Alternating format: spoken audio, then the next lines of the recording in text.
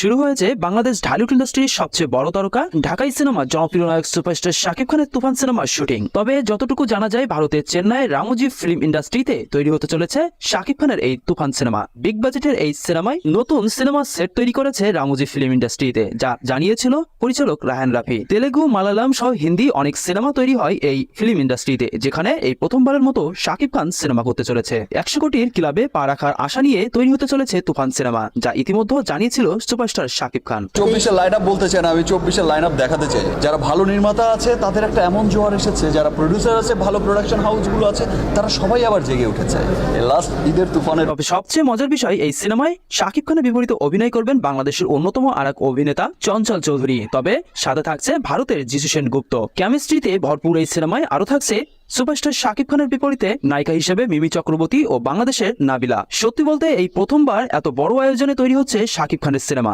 প্রিয় দর্শক,